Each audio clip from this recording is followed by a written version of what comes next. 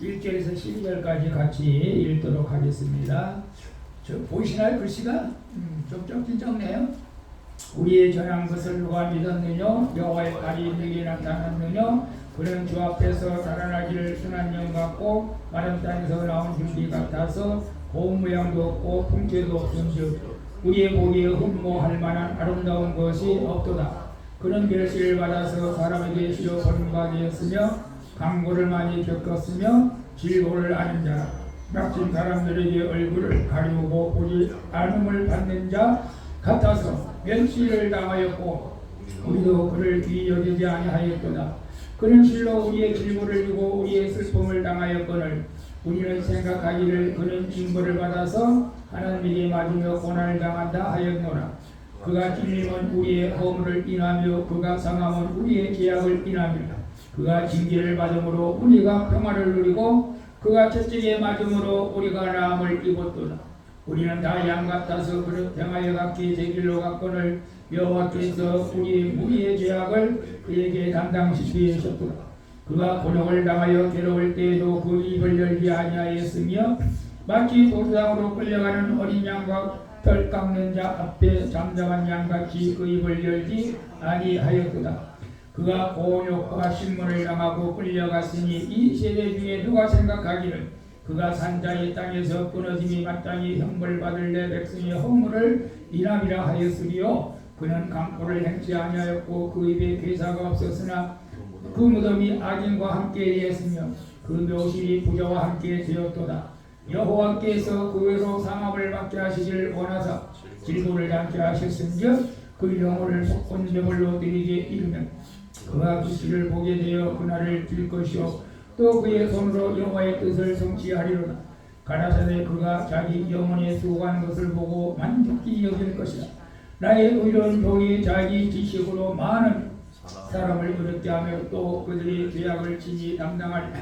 이러므로 내가 그도 존귀한 자와 함께 풍지스럽게 하며 강한 자와 함께 탈취한 것을 나누게 하리니 이는 그가 자기 영혼을 버려 사망에 이르게 하며 범죄자 중 하나로 계하름을 입었습니다. 그러나 실상은 그가 많은 사람의 죄를 지며 범죄자를 위하여 기도하였느니라 하시니라. 아멘. 성찬을 해서 설교를 짧게 해야 되는데 또 설교는 또 길게 준비를 해가지고 그래도 답은 배우니까 빨리 끝내도록 할게요. 오늘 이사야 53장 1절에서 12절 말씀은 우리가 잘 알다시피 예수님 오시기 전에 700년 전에 이미 메시아가 이 땅에 와서 이런 환난과 고난을 십자가를 질 거라는 것은 예언한 말씀이죠. 그래서 오늘 본문을 통해서 예수님의 고난과 우리의 구원과 치유 어떻게 일어나고 있는 것인가 하는 걸 한번 여러분에게 말씀을 전해 드리려고 합니다. 여러분 십자가가 능력이라는 건 너무나 우리가 잘 알죠.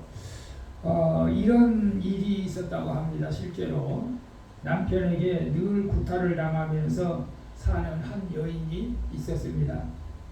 처음 결혼해서는 남편이 관심을 주었지만 조금 지나자 남편은 아내에게 무관심을 했습니다. 그리고 구타는 날로 심해졌습니다. 그래서 목사님하고 이제 상담을 합니다. 목사님, 남편이 이렇게 구타가 심한데 어떻게 하면 좋습니까? 그 안타까운 말을 목사님이 듣고 목사님마다 이제 상담하는 이제 차원이 다른 목사님 그렇게 그러면 일단 이혼을 하지 마시고 별거를 하십시오. 별거. 그래서 별거를 했습니다. 별거를 했는데 아들이 둘이 있었는데 이 아들을 아빠가 키울 수는 없고 그래서 엄마가 둘이 키우고 이제 별거를 했어요. 근데 별거를 하니까 남편이 좀 달라졌어요. 둘이 있을 때는 뭐 이렇게 뭐랄까 아내의 귀함을 깨닫지 못했는데 막상 혼자 있다 보니까 너무너무 살기가 어려운 거예요. 살기가 싫었어요. 그래서 남편이 전화를 하고 편지를 씁니다. 우리 같이 다시 살자. 그러나 부인은 옛날 상처가 생각이 나가지고 매몰차게 거절했습니다. 용서할 수 없었어요. 근데 남편은 나 그러면 자살할 것 같아. 같이 살아. 막 이렇게 하면서 같이 살기를 원했죠. 근데 아내는 상처가 있어가지고 죽으려면 빨리 죽어. 내가 그 세상 가지고 이 정도 아주 매몰차게 그렇게 말을 했다고 합니다. 그 남편이 어떻게 됐을까요? 결국 자살을 했습니다. 그 남편은 상처를 많이 받았기 때문에 그러겠죠. 그 상처를 받고 치유받지 못한 뒤에 죽어갔던 것이죠. 그리고 이 부인은 그 사실을 알고 심히 이제 죄책감에 몸부림치지 않을 수가 없었어요. 그래서 이 부인이 그 괴로움과 외로움 때문에 이 남자 저 남자 술 오랜 동안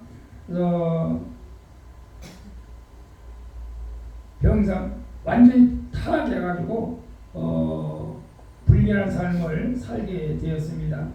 그래서 또 이로 인해서 또 자녀들이 또 상처를 받게 되었죠. 그런데 어느 날 이 여인에게 변화가 일어났던 것입니다. 새 삶을 살게 됐다는 것이죠.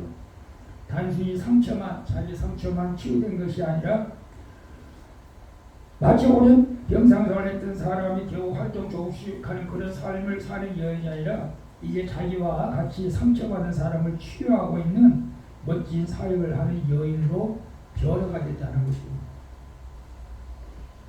그 이름이 K 아더라는 실제 인물입니다. 그래서 그는 이제 책을 영적 치유라는 책을 썼는데 제가 그 인물을 아무리 찾으려고도 안 나와. 인물은 그래서 영적 치유라는 책을 썼는데 그 책에서 그렇게 했는데 주님께서 나의 상처를 치유해 주셨다. 주님께서 나의 상처를 치유해 주셨는데 상처에서 피가 나지 않도록 곰지 않도록 꼬매에서 이제는 상처가 아물어버린 그런 정도가 아니라 그 상처에서 도리어 향기가 나도록 만들어 완전한 치유를 경험하겠다라고 말합니다.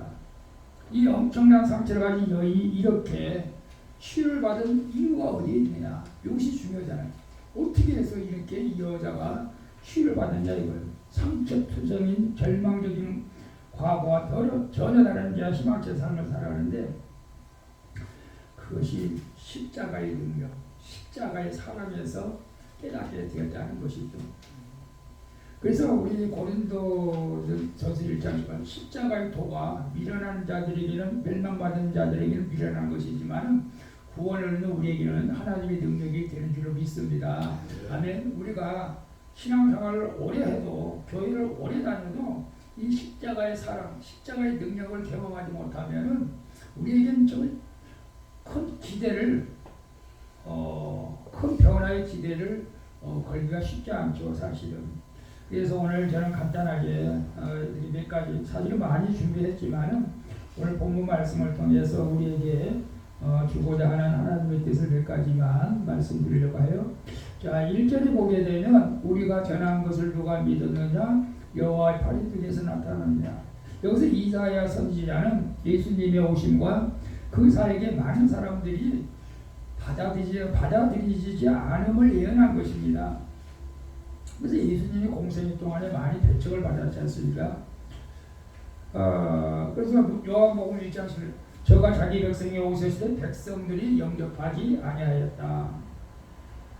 그리고 그 동네 사람 저기 요셉의 아들 목수 아들 요셉의 아들이 아니냐라고 하면서 예수님을 배척한 거죠. 그래서 메시아를 믿지 않을 것이다. 물론 이스라엘 백성이 그래서 십자가에 못 박았죠. 그리고 예수님께서 어떤 모습으로 이 땅에 오셨냐 2절 3절에 말씀하고 있어요. 그는 주 앞에서 자라는 연한 순 같고 마른 단순한 줄 같아서 공 모양도 없고 풍채도 없은즉 우리 보기에 흠모할 만한 아름다운 것이 없도다. 사실 우리 예수님의 실제 인물은 우리가 잘 알 수가 없죠. 근데 어쨌거나 사진을 보면 예수님의 이제 멋있는 예수님을 그려 놓은 것을 볼 수가 있지만 실제는 그렇지 못하다는 것이죠. 사실은 모든 사람들이 싫어하고 멸시받고 그런 뭐 우리가 정확하게 인물은 알 수 없지만 그렇게 이 땅에 오래 있다는 것입니다. 그래서 출생과 예모 이런 것들이 사람 보기에 아무런 볼만한 인물이 아니다. 그렇게 이 땅에 오셨습니다. 그렇게 이 땅에 오셔서 우리를 위해서, 죄인들을 위해서 이제 희생하신 것이죠. 그래서 예수님께서 이사야 선지자를 통해서 여러분들의 혹시 누군가가 나의 미래를 예언했는데 그 예언대로 된 일들이 있습니까? 예언 기도는 함부로 받으면 안 되지만은, 그러나 성경은 분명히 말하고 있죠. 이사야 선지자가 예수님 모시기 전에 700년 전에 예언한 것이 그대로 이루어진 것을 우리가 보게 됩니다. 그래서 예수님께서 십자가를 지시는데 이 십자가를 그냥 단순하게 지는 것이 아니고 이 십자가를 짐으로 말미암아 이 십자가를 믿는 자들에게 하나님께서 놀라운 역사를 이루어가게 하신다는 것을 우리에게 말씀해주고 있는 것이죠. 그래서 3절에 보게 되면 그는 멸시를 받아서 사람에게 실어버린 바 되었으며 강고를 많이 겪었으며 질고를 하는 자라 마치 사람들에게 얼굴을 가리우고 보지 않음을 받는 자가 멸시를 당하였고 우리도 그를 귀하게 여기지 아니었더라. 이건 무엇을 말하면은 예수님께서 모든 사람들에게 멸시를 당하고 귀하게 여기지 아니하고 멸시를 받아서 싫어하는 받았다고 하는 것은 여러분 어떤 정신적인 면을 말하고 있다라고 저는 생각을 해요. 야, 예수님께서 이 땅에 오셔서 정신적인 고통을 너무나 많이 받으셨다. 여러분 살다가 여러분 누가 한 사람이 여러분 무시하면은 여러분 상처가 되잖아요. 누가 나를 무시해봐요. 저도 과거에 그랬어요. 저는 이 자존심 하나가 목숨 거는 사람이에요. 원래는 자존심이 엄청 강했어요. 누가 내 자존심만 가지면 나는 그냥 인정사정 없어요. 그냥 가서 그냥 죽고 살자. 그냥 그랬던 접니다 사실. 근데 어쨌거나 모든 사람의 자존심이라는 게 있잖아요. 무시하고 멸시하고 이런 거 얼마나 싫습니까? 근데 이런 것들이 누구를 위해서 그렇게 했다고요? 우리를 위해서. 우리 대신에 정신적인 상처를 십자가에서 받으셨다는 것을 우리에게 말씀해주고 있는 것입니다. 그래서 이러한 것들을 잘 우리가 이해하고 깨달을 때 예수님의 십자가를 바라보면서 우리의 정신적인 문제, 정신적인 상처, 내적 치유가 여기에서 일어나게 된다는 것이죠. 그래서 우리가 과거나 현재 갖고 있는 수치가 무엇입니까? 여러분의 수치가 뭐예요? 저는 가난일 수도 있고 배우지 못한 열등의식일 수도 있고 얼굴이 못생겨서 키가 작아서 몸이 병들어서 이런 것일 수도 있어요. 근데 예수님의 십자가만 바라보면 이것이 다 사라져버린다. 이거 너무 신기하잖아요. 예수님의 십자가를 바라보면 예수님의 십자가의 능력이 거기에 나타난다는 것입니다. 여러분, 그래서 우리가 예수님의 십자가의 능력을 우리가 경험할 수 있기를 바랍니다. 그런 이런 어려움을 나가도 예수님은 뭐라고 했어요?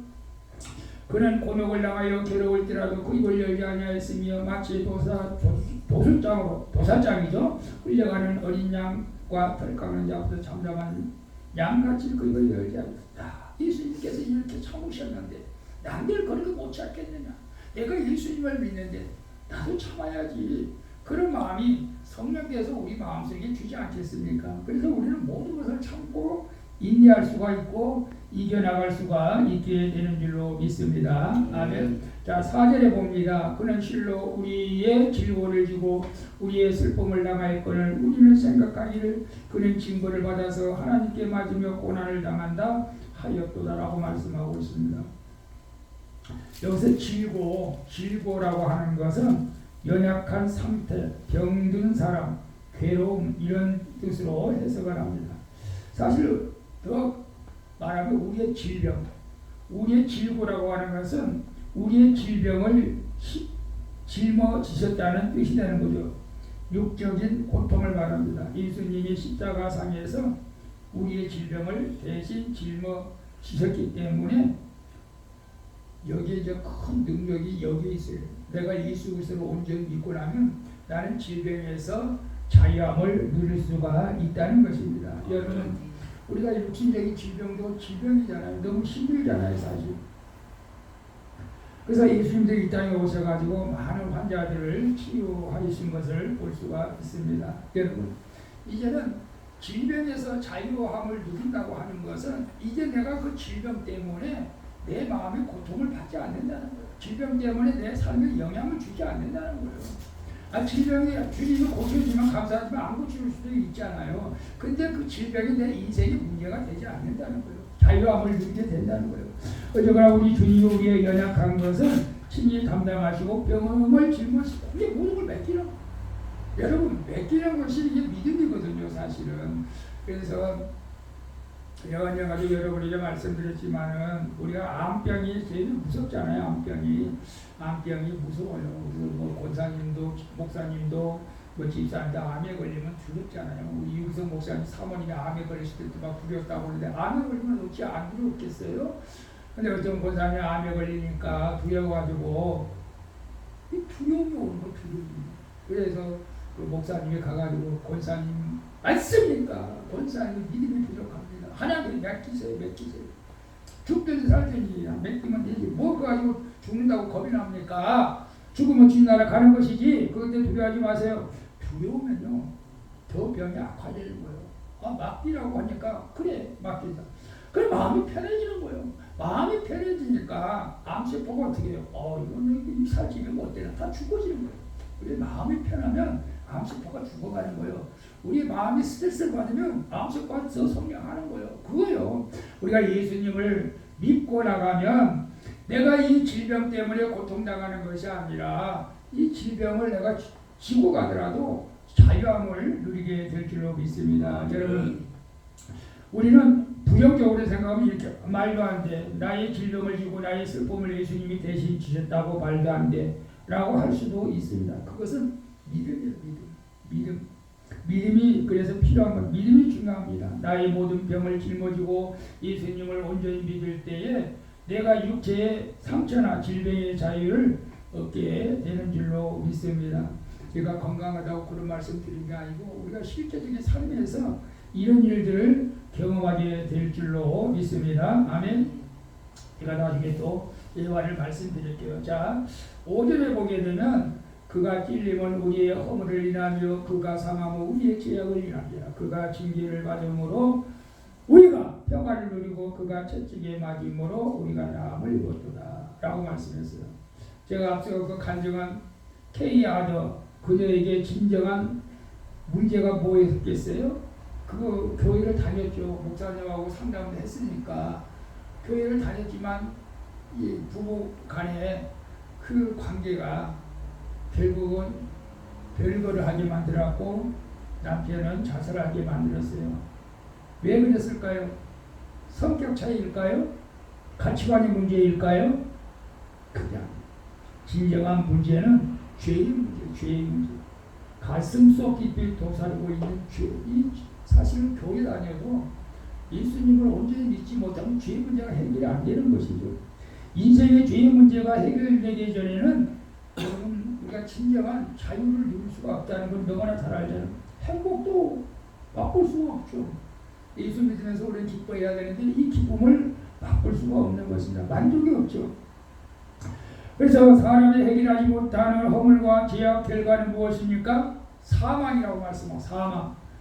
로마서 6장 23절에 죄의 삭은 사망이라고 말하고 있어요. 사망은 죽음이죠. 죽음은 모든 걸 단절하는 거예요. 하나님과 단절, 영과 육의 단절입니다. 영원히 하나님 나라에 들어가지 못하는 것이죠.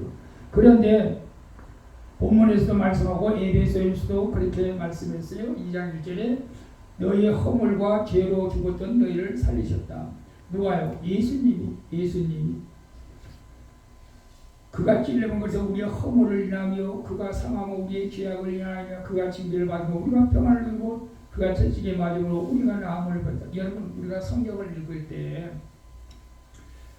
레마의 말씀이 우리 속에 올 때가 있는데 막 그 말씀이 막 가슴에 머리에 막 꽂힐 때가 있어요. 그게 하나님께서 네 거야 그렇게 해야 돼. 막 이런 사인이거든요 사실은.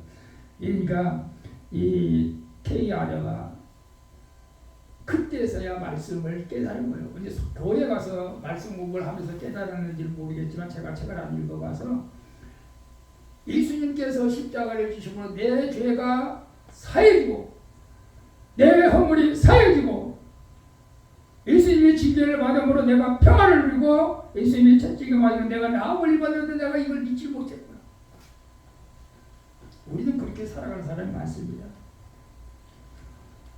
여러분, 그러나 우리 하나님은 우리를 지금도 사랑하셔가지고 6절에 보니까 그런 말씀이 있어요. 우리는 다 양 같아서 그를 행하여 각기 제비로 바꾸늘 여호와께서 우리의 죄악을 그에게 담당. 우리가 무슨 잘나서 그랬겠습니까? 우리는 다 각기 제 마음대로 살라고 우리 사사슬고 다 소견대로 우리 사람들 다 얘기 들어보면은 뭐 그 사람 말도 일리가 있고 다 맞는 말이죠. 사실은 다 자기가 원하는 길로 갔지만 주님께서 하나님께서는 우리 죄악을 우리들을 위해서 그냥 예수님을 십자가에 담당시키신 것을 볼 수가 있습니다. 그래서 그의 찔림은 우리의 허물이라며 그가 상하면 우리의 죄악을 일한다 라고 우리에게 분명히 말씀을 해주고 있습니다. 그래서 예수님이 이사야 선지자가 700년 전에 예수님 오시기 전에 예언한 것이 자 이런 그 고통과 수치 수모를 예수님이 왜 당하셨어요? 왜 십자가에 돌아가셔야만 했어요? 그게 나 때문이라는 것을 우리는 알아야 되고 믿어야 된다는 것입니다. 예수님이 죄가 있어서 그렇게 돌아가시지는 않았잖아요. 그가 찔리면 우리의 허물이라고 분명히 말씀하고 있잖아요. 그 죄악, 우리의 죄악 때문에 예수님이 고난의 쓴잔을 마신 것입니다. 여러분은 살아오면서 누구를 위해서 내가 맞았거나 아니면 누구를 위해서 내가 벌금을 내렸거나 내가 누구를 위해서 감옥을 갔거나 그런 경험이 있습니까? 저도 아무리 생각해봐도 남을 도와준 적은 있지만은 누구를 위해서 내가 대신 맞고 누구를 위해서 감옥에 가고 뭐 그런 것은 어렵죠 사실은. 근데 우리 주님께서 나를 위해서 우리를 위해서 십자가를 지시고 고난을 받으셨다는 것입니다. 이것이 믿어질 때 그것이 능력으로 나타나는 것이죠. 여러분이랑 제가 우리의 값은 내 죄값은 사망이잖아요. 사망. 당연히 지옥으로 갈 수밖에 없습니다. 그런데 내가 죽어야 될 것을 갖다가 예수님이 십자가에서 고난 받으시고 죽으셨다는 것입니다.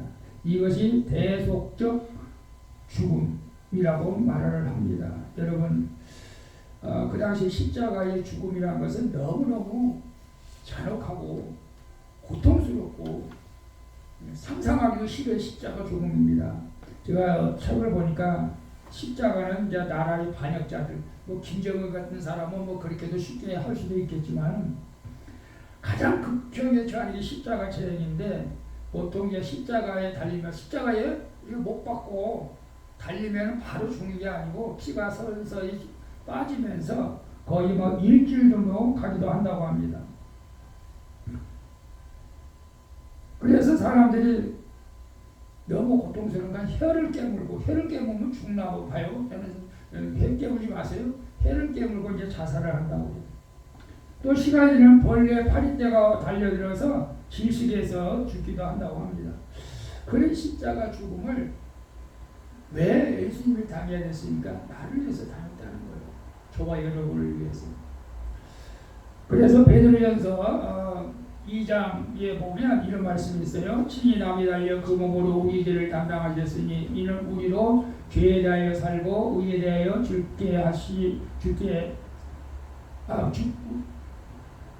대하여 죽고 의에 대하여 살게 하려 하심이라. 저가 채찍이 맞음으로 너희는 나음을 얻었도다. 그래서 우리를 구원하고 치유하시기 위해서 예수님께서 십자가를 지셨기 때문에 너무너무 감사하지 않겠어요.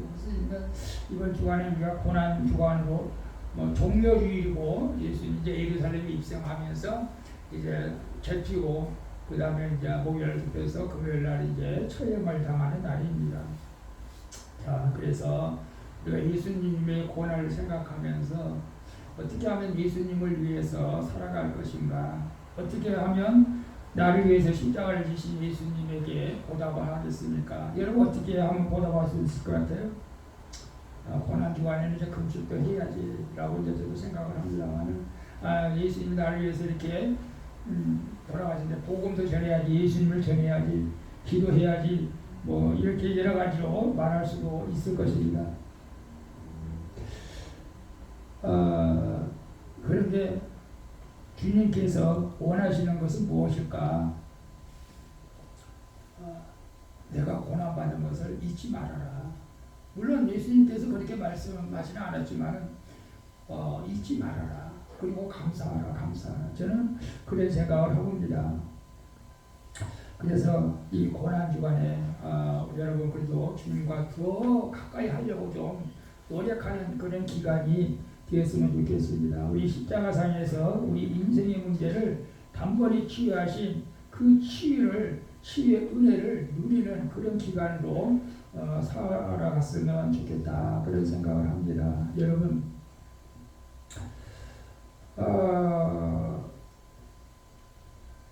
사실 예수님이 이 땅에 오셔서 엄청난 일을 하신 것은 우리가 성경을 통해서 잘 알고 있죠. 마호메트는 우리가 잘 알다시피 60세의 여인의 무릎에서 세상을 떠났고, 소크라테스는 70세에 세상을 떠났고, 석가모니는 80세에 음식을 잘못 먹고 뱀에 걸려서 세상을 떠났고, 플라톤도 80세까지 살다가 갔습니다. 근데 예수님은 33세까지밖에 못 살았어요. 33세에 피를 흘리면서 십자가상에서 돌아갔습니다. 왜 그래요? 여러분과 저의 해결할 수 없는 인생 문제들을 해결하기 위해서 그렇게 돌아가신 것이죠. 예수님은 단순한 어떤 성인 군자가 아닙니다. 하나님의 아들 메시아 구세주이십니다. 그래서 우리는 이 고난 기간에 주님과 더욱더 가까이 하는 그런 은혜가 여러분에게 있기를 축복합니다. 여러분 예수님의 십자가 사건을 우리가 분명하게 믿어야 된다는 것이죠. 예수님의 십자가 사건을 믿어야 된다는 것이죠. 제가 이제 10절, 12절 보고 마무리를 해야 될 것 같은데요. 여호와께서 그로 상을 받게 하시기를 원하사 질고를 낳게 하셨으니 그 영혼을 속건정으로 드리기에 이르면 그가 빛을 보고 그날을 길 것이요 또 그 손으로 여호와의 뜻을 성취하리로다. 가라사대 그가 자기 영혼에 수고하는 것을 보고 만족히 여길 것이다. 나의 의로중에 자기 지식으로 많은 사람을 의롭게 하며 또 그들의 죄악을 친히 담당하리라. 이러므로 내가 그로 종교한 자와 함께 궁지스럽게 하며 강한 자와 함께 탈취할 것을 나누게 하리니 이는 그가 자기 영혼을 버려 사망에 이르게 하며 범죄자 중 하나로 헤아림을 입었습니다. 그러나 실상 그가 많은 사람의 죄를 지며 범죄자를 위하여 기도하였다. 여러분 예수님의 고난과 죽음은 우연이 아니라 하나님의 계획 속에서 이루어진 대속의 희생이라는 것을 우리는 알아야 됩니다. 그래서 10절에 그의 생명은 속건제물로 드리기로 했다. 예수님의 죽음의 속죄의 본질, 속건제로 드린다. 그래서 예수님이 직접 속건제로 드렸어요. 그래서 히브리서 기자는 염소와 송아지 필요하냐고 오직 자기의 피로 영원한 속죄제를 드렸다라고 말씀하고 있죠. 그리고 12절에 그가 많은 사람의 죄를 담당하다라고 말씀하고 있지 않습니까? 그래서 예수님의 그 십자가의 고난과 부활을 우리가 생각하면요, 하나님 앞에 감사하지 않을 수가 없다는 것이죠. 고린도후서 1장 15절을 보면 저가 모든 사람을 대신하여 죽으심은 산자들로 하여금 다시는 저희 자신을 위하여 살지 않고 오직 저희를 대신하여 죽었다가 다시 사신 자를 위하여 예수님을 위해 살기, 이제 예수님을 위해 사는 것이 실제로 십자가의 능력을 경험하는 자들인 것이죠. 우리가 잘 알다시피 세계적인 음악가 핸델의 유명한 곡 메시아자 할렐루야 할렐루야 막 저는 저 안양제일교회에서 상가돼서 500명이 함께 이 찬양을 한 적이 있었는데 이 핸델이 이사에서 이 본문 53장을 작곡하다가 그만 붓을 멈추고 시간 가는 줄 모르고 식사 시간도 잊은 채 울고 있었다고. 53장을 작곡하다가 그때 그에게 식사 시간을 알려오는 하인에게 나 지금 세상 죄를 짊어지고 가는 하나님의 어린 양을 보았소. 나 지금 세상 죄를 짊어지고 가는 하나님의 어린 양을 보았소. 라고 했다는 것이. 그래서 이 헌들의 메시아란 유명한 이 곡이 탄생하게 된 것입니다. 여러분, 예수님이 우리를 위해서 십자가를 주신 것은 너무나 우리에게 충격이죠. 감사죠, 사실은. 이런 예수님, 이 예수님의 십자가를 우리가 경험해야 우리가 진정한 자유를 누리고 평안을 누리고 모든 상처가 치유되고 더 나아가 죽음으로 끝나는 것이 아니고 또 우리에게도 다음 주가 부활의 소망이 우리에게도 있는 줄로 믿습니다. 그러니까 우리가 십자가를 바라보면요, 어떤 상황 가운데서 우리가 낙심할 이유가 전혀 없어요. 어떤 질병 가운데서도 우리가 좌절할 필요도 없는 것입니다. 그건 십자가의 능력이에요. 여러분이 십자가의 능력을 이번 고난주간에 경험하면서 주님과 동행할 수 있기를 예수님의 이름으로 축원을 드리겠습니다.